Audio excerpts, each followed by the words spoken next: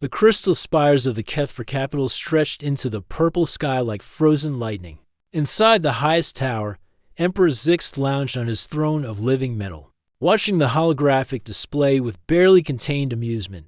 His forearms gestured lazily as he addressed the gathered war council. "Show me this Earth."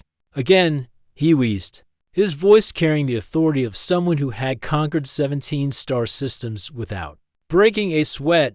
The hologram flickered to life, revealing a small blue-green world spinning peacefully in the void. Data streams flowed alongside the image, population counts, technological assessments, military capabilities, all of it laughably primitive. "Your Magnificence," began General Clauder, his chitinous exoskeleton gleaming under the artificial lights. "Our scouts report this species has barely achieved faster than light travel. They call themselves the humans. Their weapons are crude chemical projectiles and simple energy beams. They cannot even manipulate gravity properly." Emperor Zixith's laughter echoed through the chamber like grinding stone. "And they dare to exist in our galaxy? How quaint. Tell me, General, how long would it take to reduce their little world to cosmic dust? With our full fleet, perhaps 6 rotations, Your Magnificence. Though honestly, a single dreadnought could handle the task." The Emperor's eyes, all 6 of them, narrowed with predatory glee. No, that would be too quick, too merciful. I want them to understand the folly of their existence. Send them a message first. Let them know that the Kethfer Empire has noticed them. Give them a chance to surrender." "Your Magnificence is most generous," Clauder said, though his tone suggested he found such mercy wasteful. "Generous? No, my dear General. Entertaining. We shall see how these humans react when faced with true power. Perhaps they will provide us with some amusement before we claim their world." The hologram shifted to show Earth's moon, where strange new structures had appeared seemingly overnight, massive, angular constructions that definitely hadn't been there during the last reconnaissance. "What are those?" the Emperor asked, leaning forward for the first time. "Unknown, Your Magnificence. They appeared after our last message to the humans. Our long-range sensors cannot penetrate their shielding." "Shielding? These primitives have shielding that can block Kethfer sensors." The room fell silent. For a moment, uncertainty flickered across the Emperor's features. Then his laughter returned, louder and more forced than before. "No matter. Toys and trinkets. Send the ultimatum. I want their response within 1 solar cycle." But even as he spoke, a nagging doubt crept into the back of his mind. The humans had been monitoring Kethfer communications for longer than anyone realized. And what the Empire didn't know was that humanity had been preparing for this moment for over 50 years. In the depths of the Cheyenne Mountain complex, General Sarah Chen stared at the same holographic display, but from a very different perspective. The alien ships hung in space like metallic wasps, their sleek forms broadcasting menace with every line. "How long until they arrive?" she asked, not taking her eyes off the screen. 18 hours, Mum," replied Colonel Martinez, his voice tight with controlled tension. "The Kethfer fleet is massive, over 300 ships, including their command dreadnoughts." Chen finally turned from the display, her weathered face showing no fear, only determination. "And our preparations? Project Prometheus is online. All orbital platforms are operational. The Luna installations are ready for deployment. And ma'am," Martinez paused, a slight smile playing at his lips, "the volunteers are all in position. Good. Send the message to all stations. Operation Humanity's Gambit is now active." "Yes, ma'am." Should we tell them about the gift we're preparing?" Chen's smile was sharp as a blade. "No, Colonel. Let it be a surprise. After all, they wanted to see how humans react to true power. Time to show them what true power really looks like. Chapter 2. The message Eve transmission reached Earth exactly 47 hours after the Kethfer fleet had been spotted. It came in 17 different languages, each one more condescending than the last. "Greetings, primitive inhabitants of the 3rd planet. I'm Emperor Zix of the Kethfer Empire. Your pathetic world has been selected for absorption into our glorious civilization. You have 1 solar cycle to surrender unconditionally. comply. And your deaths will be swift, resist, and we will make your final moments last for generations. The message ended with a three-dimensional map, showing the complete obliteration of 17 other worlds, each one reduced to glowing fragments in the space of minutes. In the United Nations emergency session, the chamber erupted in chaos. Delegates shouted in dozens of languages, some calling for immediate surrender, others for desperate resistance. But in the secure bunker beneath the building, a very different conversation was taking place. The message has been decoded, reported Dr. Elena Vasquez, her fingers flying across holographic keyboards. They're not just threatening us, they're studying us. Every word, every syllable is designed to measure our response patterns. President Catherine Walsh leaned forward, her face grim. And what did our response tell them? That we're terrified, divided, and completely unprepared. Dr. Vasquez's smile was cold, which is exactly what we wanted them to think. The masquerade is held, then, perfectly. They have no idea that we've been monitoring their communications for decades. No idea that we know their language, their technology, their battle tactics, as far as they know. We're just another primitive species about to be crushed under their boots. Director James Park of the Terra Defense Initiative stepped forward. The question is, are we ready to drop the act? President Walsh looked around the room at the assembled leaders, military commanders, scientists, and representatives from every major nation.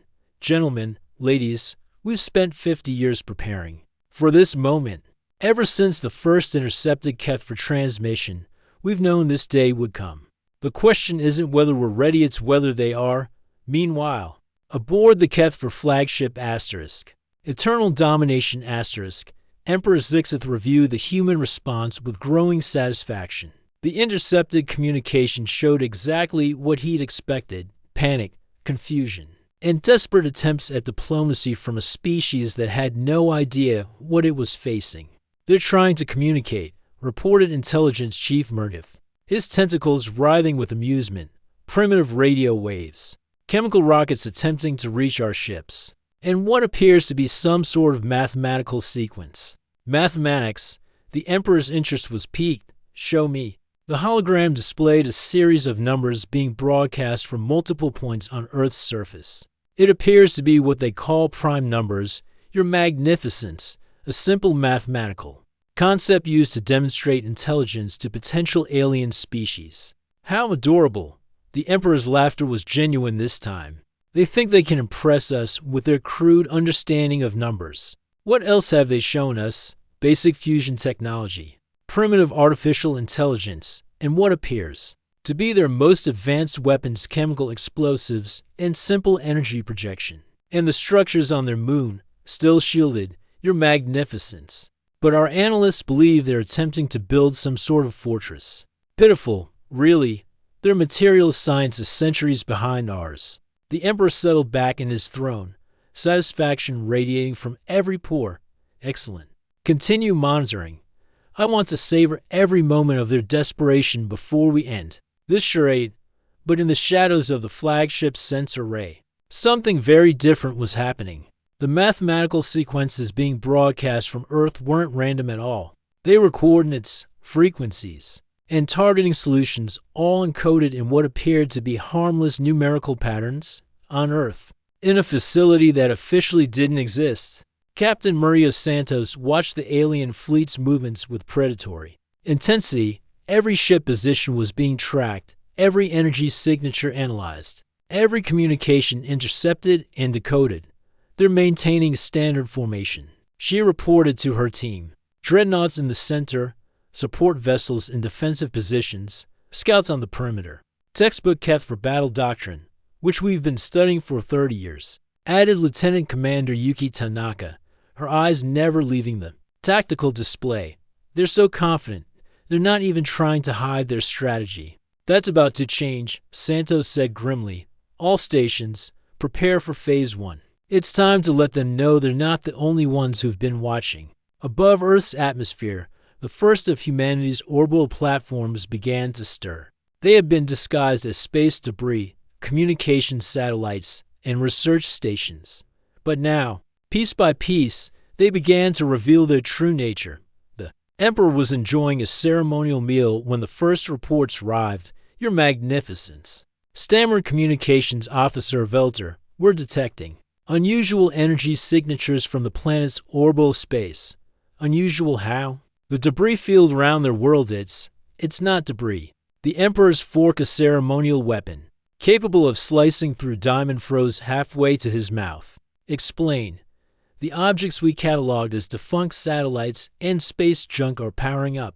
They're revealing weapon systems, Your Magnificence, weapons we don't recognize.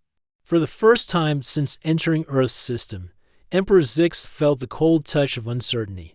How many? We're counting over to 100 platforms, with more revealing themselves every minute. And Your Magnificence, they're all targeting our fleet.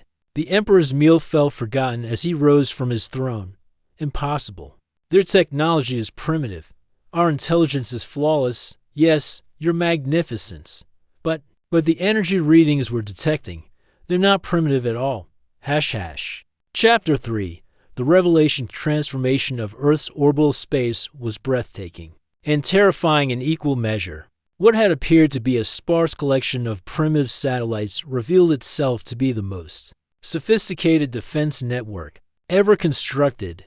Platforms that had masqueraded as defunct communications arrays unfolded into massive weapons systems. Research stations split apart to reveal railgun batteries. Even the International Space Station shed its peaceful facade, bristling with defensive systems that would have made a Kethver engineer weep with envy. But the real shock came when the moon itself began to change. Your Magnificence, whispered Science Officer Kethmyra, her multiple eyes wide with disbelief. The lunar installations, they're not fortifications. Then what are they? Emperor Zix demanded, though part of him already dreaded the answer. They're shipyards, Your Magnificence, and they're launching. The moon's surface split open like a flower, revealing vast underground construction bays. From these hidden facilities, ships began to emerge, not the crude chemical rockets the Kethver had expected, but sleek, predatory vessels that move with lethal grace. That's impossible. The Emperor breathed. Our scouts surveyed that moon. There was nothing there but rock and ice. The installations were constructed below the surface, Your Magnificence. They used the natural lunar caves and expanded them. Our sensors couldn't penetrate that deep. How long? The Emperor's voice was barely a whisper, based on the construction signatures. Decades, Your Magnificence. They've been building this defense network for decades. The bridge of the asterisk, eternal domination asterisk, fell silent except for the hum of instruments. The Emperor stared at the tactical display, watching as more and more human ships joined the growing fleet. They were beautiful in their deadliness, angular, efficient, and utterly alien in their design philosophy. Sir, reported Tactical Officer Zarnith, we're receiving another transmission from the planet. Put it through. The hologram flickered to life, revealing a human woman in military uniform. Her hair was graying, her face lined with years of command, but her eyes held the sharp intelligence of a veteran warrior. Emperor Zix, she said, her voice carrying across the void with perfect clarity. I'm General Sarah Chen, commander of the Terran Defense Force. I believe you wanted to see how humans react to true power. The Emperor found his voice. General Chen, your preparations are impressive, but surely you understand the futility of resistance. One human world against the might of the Kethver Empire. Chen's smile was sharp as a blade. Oh, Your Magnificence, you're absolutely right. One human world wouldn't stand a chance against your empire. She paused, and her smile grew wider. Good thing we're not just one world anymore. The tactical display exploded with new contacts. Ships were emerging from hyperspace throughout the system, not hundreds, but thousands. They bore the same angular design as the lunar fleet, but each group showed subtle variations in construction and marking. Allow me to introduce you to the Terran Colonial Federation. Chen continued, established 57 years ago, shortly after we intercepted your first communications, currently consisting of 47 colony worlds, 312 orbital habitats, and more ships than I care to count. The Emperor's throne room erupted in chaos. Officers shouted readings, Tactical displays flickered with target locks, and the impossible truth became clear. Humanity had been playing a game of galactic chess, while the Kethver had been playing checkers. You see, Your Magnificence, Chen continued, her voice cutting through the noise. We learned something interesting from your earlier conquests. You always attack civilizations that are isolated, primitive, and unprepared. But what happens when you face a species that's been watching you for decades, studying your tactics, and preparing for exactly this moment? Impossible, the Emperor snarled. Our intelligence networks are flawless. We would have detected colonial expansion. Would you? Tell me, how many of your subject species have you actually bothered to study? How many times have you looked beyond the obvious? The hologram shifted to show a familiar star, System 1, that the Kethver had conquered 15 years earlier. But now, instead of the barren world they had left behind, it teemed with human activity. The Viltari system, Chen said conversationally, you strip-mined it and left it for dead. We turned it into one of our most productive industrial centers, the Mergeth Nebula, which you dismissed as worthless gas, and thus we've been mining it for rare elements for 20 years. The Kethver Empire has been so busy looking for new worlds to conquer. You never bothered to check whether the ones you'd finished with were really as dead as you thought. Emperor Zixith felt something he hadn't experienced in centuries: fear. Not the fear of death that was too simple, but the fear of being outmaneuvered, outsmarted, and outplayed by a species he had dismissed as primitive. What do you want? He asked, his voice hoarse. What do we want? Chen's laugh was genuinely amused. Your Magnificence, I think you misunderstand the situation. The question isn't what we want, it's what you're going to do now that you know you're not the apex predator in this galaxy. You dare threaten the Kethver Empire.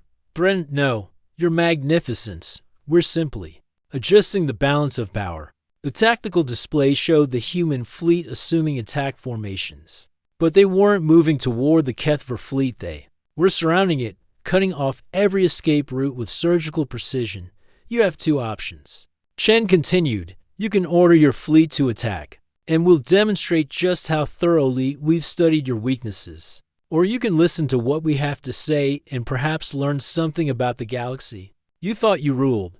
The Emperor looked around his bridge at the faces of his officers. For the first time in his reign, he saw doubt in their eyes.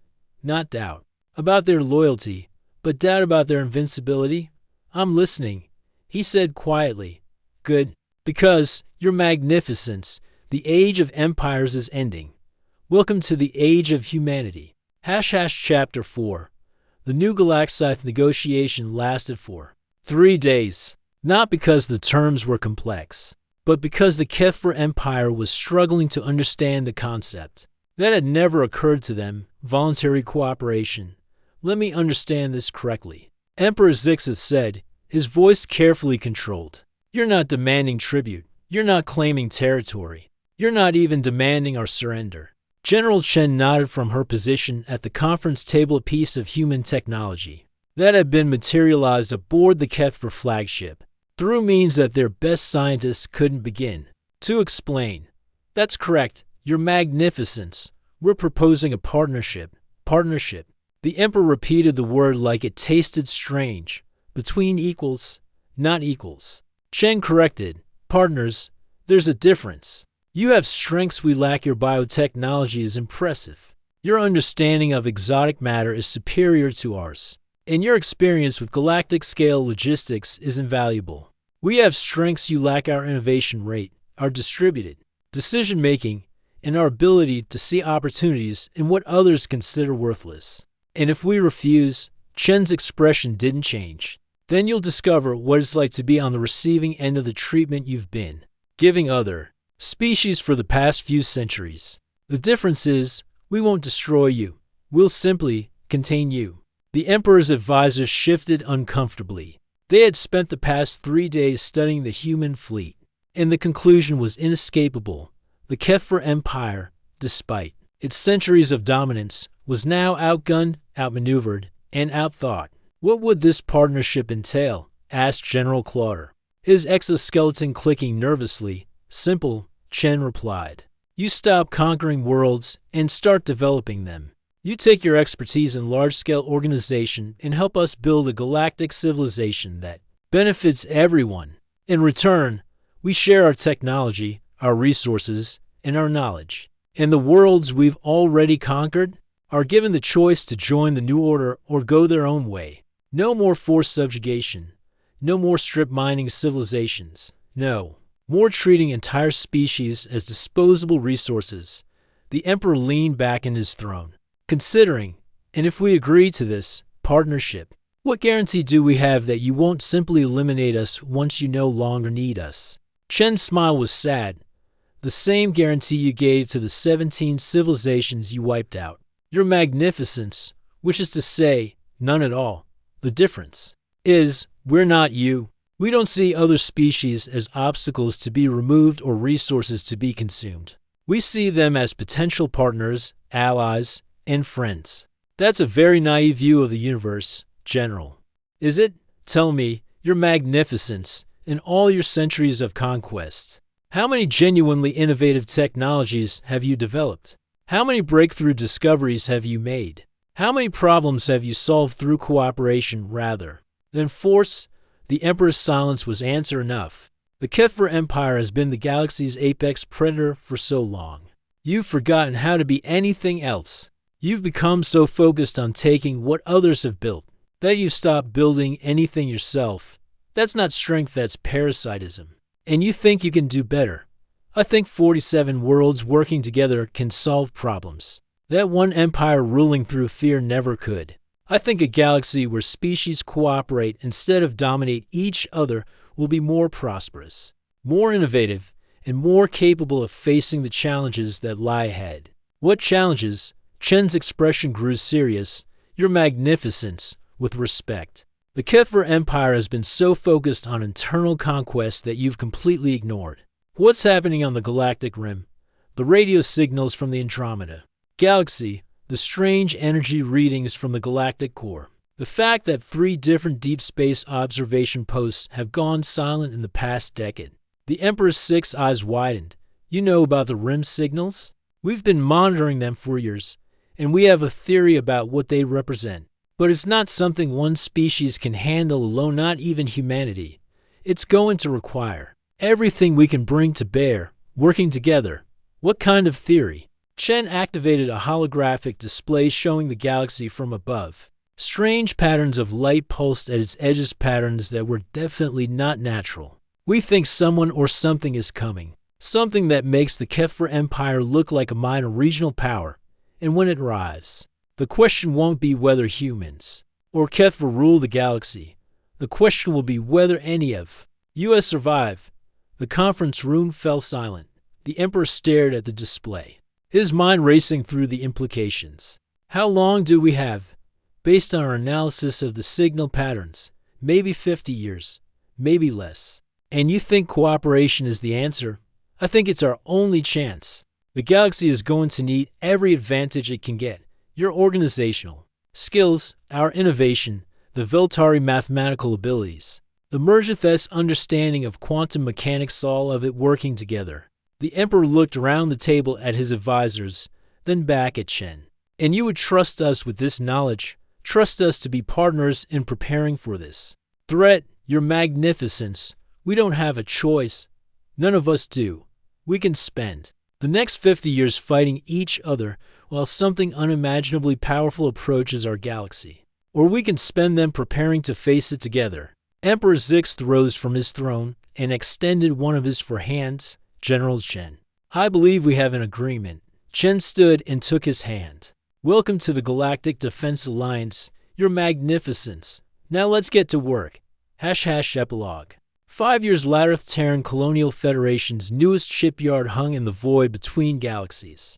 A massive construction that would have been impossible for any single species to build. Kefir biotechnology provided the self-repairing hull materials. Human innovation had designed the impossible geometries, and Veltari mathematics had made the whole thing stable. General Sarah Chen, now wearing the insignia of the Galactic Defense Force, stood on the observation deck watching the construction of humanity's greatest achievement, the first truly interstellar dreadnought, designed not for conquest but for exploration and defense. The Asterisk Unity Asterisk will be ready for trials next month, reported Captain Santos, now wearing the mixed insignia of human and Kefir engineering corps. All systems are testing within acceptable parameters, and the crew, fully integrated, humans, Kefir, Veltari, and Mergith working together. There were some initial cultural conflicts, but nothing that couldn't be resolved. Chen nodded, watching as workers from a dozen different species collaborated on the massive vessel. It was a sight that would have been unimaginable 5 years ago, former enemies working side by side, sharing knowledge and resources for the common good. General, Santos continued. We've received another transmission from the RIM. Same pattern. No. Ma'am, this one's different. It's a response to our signals. Chen felt a chill run down her spine.